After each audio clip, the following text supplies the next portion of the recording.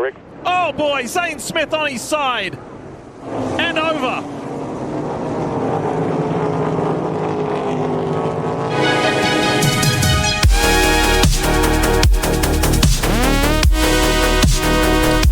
NASCAR gave us a spectacular finish while F1 struggled to look competitive. All this and more next on the Pit and Paddock Race Show. Welcome back to the Pit and Paddock Racing Show. NASCAR went to Kansas and gave us a workplace violence finish as Hammy and Bubba fought for a last lap win, only to be nicked by Chase Elliott. Elliott got the top spot, Hamlin finished second, and Christopher Bell snuck in for third. Wow, it's not fun to be associated with Hammy, is it? Heck of a boss there. Yeah. None of us are going to be winning. Get out of the way. Yeah. Eee. That was a good finish, though. Yeah, that was pretty exciting there. Yeah, better than the Formula One finish. Chase Briscoe started off on pole. He held that for about 20 laps when the best car in the race, Denny Hamlin, passed him about 20 laps in. How is the oldest dude on the track, like, one of the best drivers? I don't know. Well, experience? Experience is what he calls it. Experience. Through the first round of green flag pit stops, Hamlin held the lead. Pretty quick. What was up with the Toyota Supra, the pace car? Like, the Supra was a cool car, and they managed to screw it up somehow. Well, they gave it a modern design, which ruined it. That's never good. Also, it looks really tiny. It does look small. What happened to they used to have the long nose, like in a Ferrari from the 60s or something. Yeah, it used to look a lot better. I like the old Supra better. Anyway, lap 51. Cody Ware decides he's going to ruin the gorgeous Evel Knievel car. Dude, Evel Knievel would have kept on racing. Yeah, he would have. He can crash and keep on going. Till everything was broken. Hammy ended up winning the first stage in convincing fashion. Not super exciting. And then guess what? Hamlin's pit crew has issues on that set of stops. Oh, did he have the Andretti pit crew again? Oh, he's got them for good, apparently now. They've switched over now that Indycar is over. So he ended up restarting fifth, and Bell took the lead on the start of stage 2. At lap 90, Ryan Preece decides to take out John Hunter Nemechek.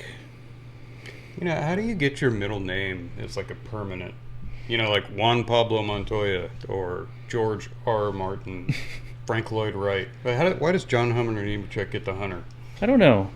That doesn't, because there's no one else named John Nemechek that would be mistaken for. What was his dad's name? Joe. Yeah. Was it Joe Hunter Nemechek? I don't know. I bet it was. I want to get my middle name to be like, you know, part of my name all the time. People have to say the full name when you're talking to them? Yeah, like if you get a doctorate and then you make everybody call you doctor. Exactly that. That's would you like some mashed potatoes, doctor? No tip for you when you're out eating if you don't call me doctor. That's when Hammy started complaining about a stuck throttle. Uh-oh. After doing so well. Yeah. My favorite highlight would be lap 127, Bubba racing his boss Hammy pretty hard. He should have gave him the little tie treatment on that pass. Oh yeah, I was waiting for him to kind of... He was probably thinking about punting Bubba into the wall, but he's like, then I have to pay for that car, so I'll let him go. Well, that'll come back again later in the race. It didn't last anyway. Bubba dropped back once Hammy got past him. Hamlin ended up winning stage 2, making the first 2 stages not super exciting. Elliott restarted the race in P1. First time he's been up there in months, it seems like. Who? Chase. Remember Chase? He's in the playoffs? Yeah, I forgot about just him. Lurking around. It only took until lap 196 for Hammy to get back by him, and it looks like he's going to be driving off with it at this point. Until lap 211, when J.J. Yaley does a little landscaping, thanks to Carson Hocevar. Was that the 11 car crash? Yeah. Ross Chastain, everybody named Austin, Noah Gragson, Ryan Blaney, Digger, Joey Baby, Bubba, Lil Ty, Ricky Spinhouse, also. How was Kyle Busch not involved in a crash? He adjacently crashed. Oh, did just he? Separate from everyone else, he crashed on his own. Crashed like at the next turn on the track. Yeah. You can't have a crash without Kyle Busch around. 52 laps to go, we get a crash on the restart involving poor Joey Logano and Cindric again. Not having a great playoff run here, Cindric. Neither one of those two were doing good in Kansas. No. 29 to go, Hamlin says that he's lost his power steering on the radio. You know what? Kelly Yarbrough never had power steering, so stop being a pussy, Hamlin. Cale Yarborough ran on hard liquor and cigarettes, and he did just fine. Who's the one that was famous for smoking a Winston when they had a red flag? That Dick Trickle? Was that Smoking, Dick Trickle? Put a cigarette lighter in his car. Yeah, what driver has a cigarette lighter in their car? A good one. Those were the good old days. Right? Back when racing was real racing. Yeah. 30 laps to go, we have our minor Kyle Busch crash of the week.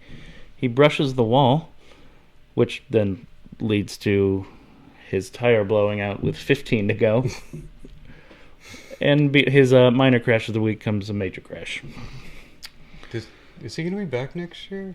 Yes, his crew chief's gone, though. Oh. Because it's the crew chief's fault. The crew chief's given up on him. And I'm out. I'm going to go coach Connor Zilich and I've done all I can do with this actually boy. win races. Yeah, what happened? Busch used to win a lot of races. I don't know. He's old now. So's Hamlin. That leads to one of the final cautions, where Hamlin comes in first and then loses 6 spots in the pits, changing 2 tires. Yeah, that was 2 tires. They had a jack problem? Yeah. Another Hamlin pit crew issue. He manages to overcome his Andretti pit crew, doesn't he? Somehow. Sometimes. Not today.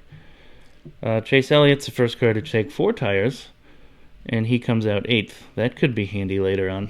Yes. But we're not done with the cautions here. Carson Hocevar decides to spin and get himself stuck on the track with flat tires. Do you see him spinning the wheels and the car just sitting there? Like, That's when... they don't have gravel traps. So. No. He just gets stuck on the asphalt. Next caution. John Hunter Nemechek helps Zane Smith wall ride and make a couple flips on the track. And Josh Berry still finds a way to be involved in this and end in his day. You know, that Zane Smith thing always works in Xbox. I've done it. Yeah. He went like a quarter mile against the wall, probably in there just going, ah. Who did the Xbox move last year? That was... Chastain did the one. That was Brad. Did he do it? Yeah, he tried. That's right. He torpedoed down on, hit the wall, and yeah. Going on the side of the car is a new idea, though. I'm not sure if that's great. That. Wait, who made it in the playoffs year before last by riding the wall around? That was Chastain at Martinsville. He just full throttled it around. It worked. And then they made a rule against it because it was cool. Yeah, that's fun. We're not going to have that anymore. That brought us to the last restart of the race, where Wallace gets a good jump and holds off Bell. Then here comes Denny Hamlin, shoving his way past Wallace and pushing Wallace into the wall and slowing himself down enough for Chase Elliott to sneak by and take the win. That was pretty fun. See, you're busy fighting with your employee, and then somebody else takes the win away from you. Excuse me? If I was Hammy, I would have just said, dude, the steering was out. Sorry. That's too bad. Yeah. The steering was out, I guess, but he didn't say that. Yeah, couldn't hold it. I did see a rumor that Bubba called him an effing douchebag later. To his... Like, I don't care if he owns part of the team. But Denny doesn't own the whole team, does he? Him and Michael Jordan and Hamlin are the two. Oh, so brother stand up for me if you don't like it. Okay. Yeah. That's too bad. Wallace was going to need that win to move on in the playoffs, too, and Hamlin didn't need it as much. He wasn't playing the team game with Bubba. No. He probably got a nice talking to from his own team after last week. Best and worst paint schemes for NASCAR's Kansas race. Good. What'd you like this week? My best scheme was the number 24 car. So I'm not sure why some crappy city is sponsoring a car, but they used an American flag, so I like it.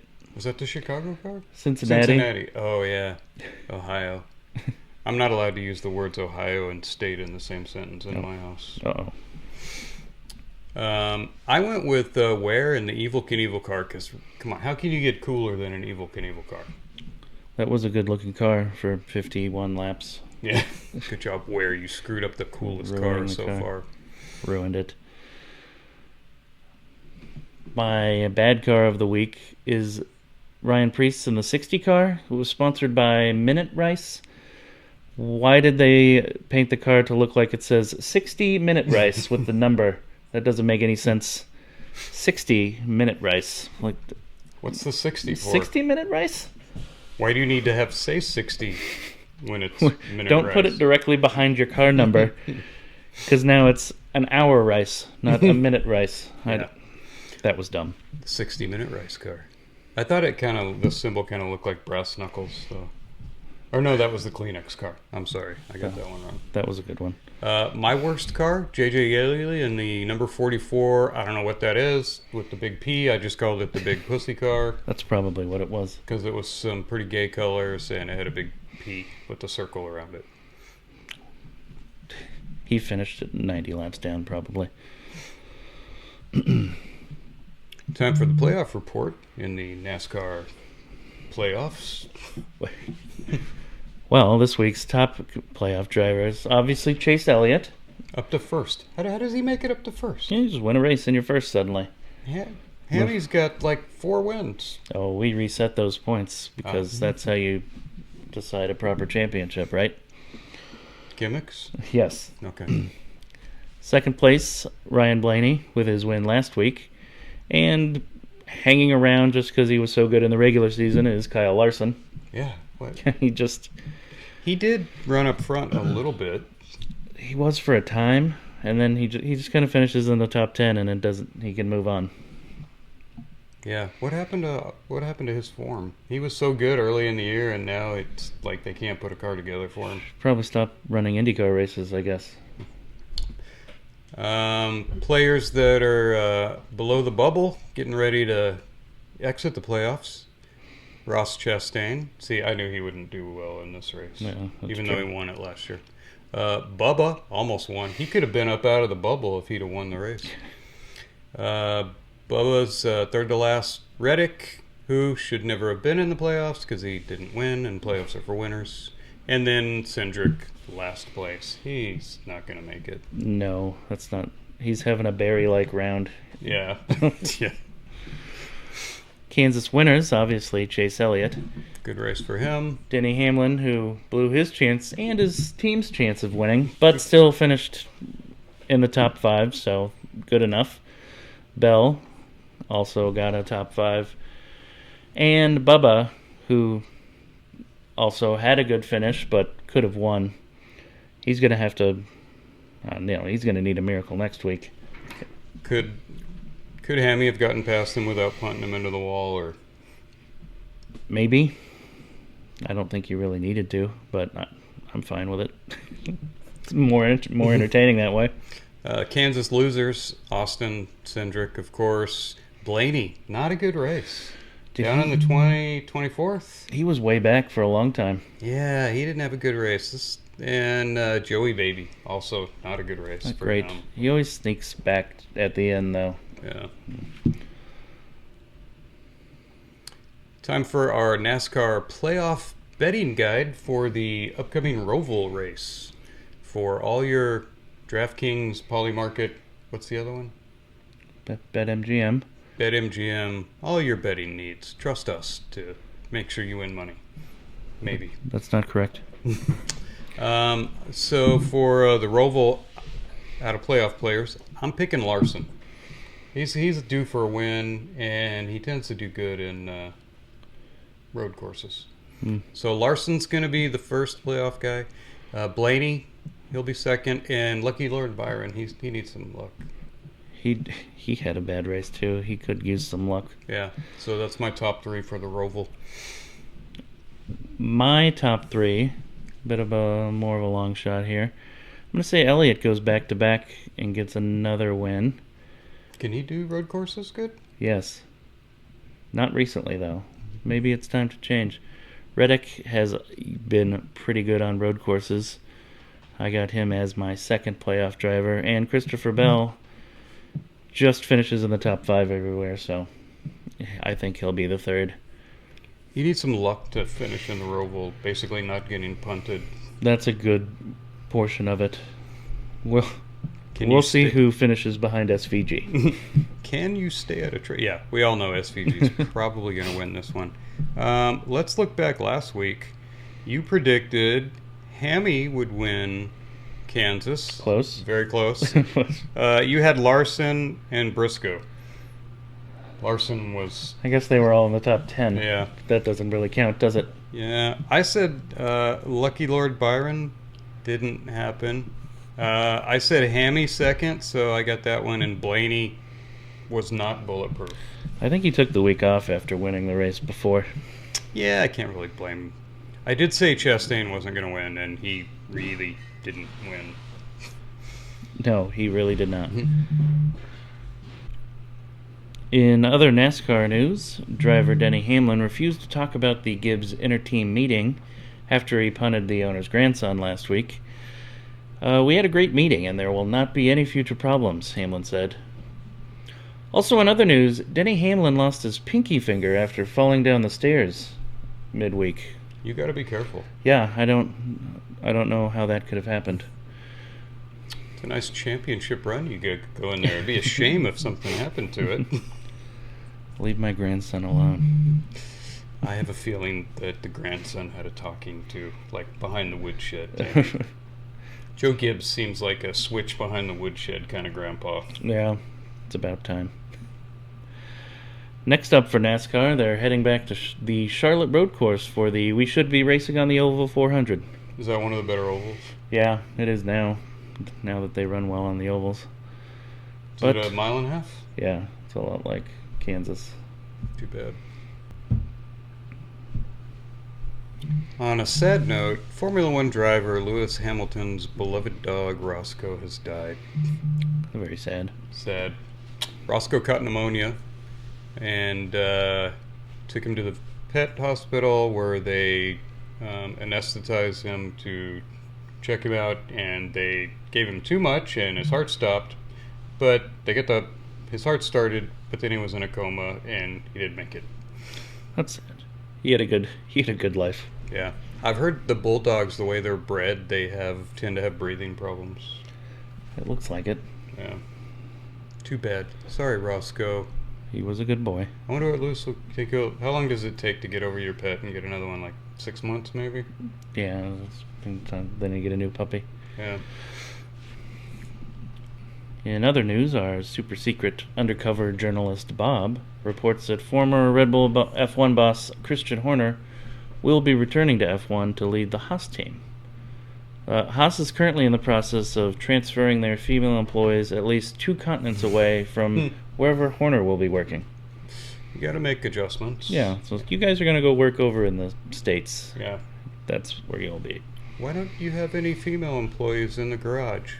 No reason. Just didn't work out that way. Yeah. The nation of Bahrain has bought 30% of the McLaren F1 team for $1.2 billion. Yikes. They now own a majority. In unrelated news, we no longer have anything negative to say about McLaren, and we support every decision they make. Bahrain not known for their free speech that much. Are they as bad as England, free speech, or? About equal, probably. Well, no, can't do mean tweets in Bahrain? No, they both speak the same language, too, so.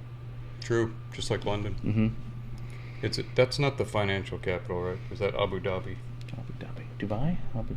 Yeah. One of those is the financial capital. Some of the pundits are saying that Red Bull's F1 driver Max Verstappen is back in the title fight. I don't know. Max is 69 points behind Pastry. So you'd need 3 wins and 3 McLaren double DNFs for him to catch up to Pastry. McLaren won't have that many fails unless they appoint Kamala Harris as the team principal. So, well, you never know what Bahrain's going to do. Oh, yeah. But if I'm Zach, I don't think I'm too worried.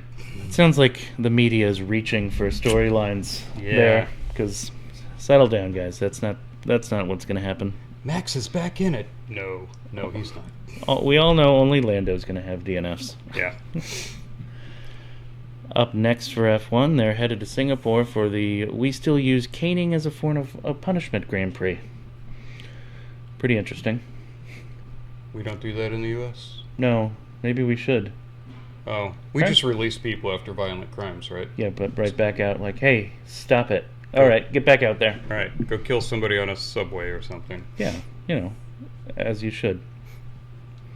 In IndyCar news, former F1 driver Mick Schumacher is testing an IndyCar with Team Rahal on the Indy Road Course next month. When asked why they chose Schumacher, Bobby Rahal said, "We need to get rid of our extra chassis before the new one's introduced. No one can crash an open-wheel car like Mick." Mick was pretty good at that at Haas. Real solid. Can clear out that inventory quick. Yeah, no problem. I'd like to see him run the 500. How many laps could he go? Well, could he make the cutoff? Well, if he's in a Rahal car, I don't know if he's going to make the race. Yeah, even if he could drive an oval. Former IndyCar driver Jack Harvey will attempt the Indy 500 with Dreyer Reinbold Racing next year. Oh. So, early congrats to Jack on knocking out a Rahal car in the last row shootout and finishing 33rd. Yep. Still pays. How many Rahal cars can he knock out of the... what's the last day called? I don't know. The last row shootout, I thought. Yeah. Something like that. Well...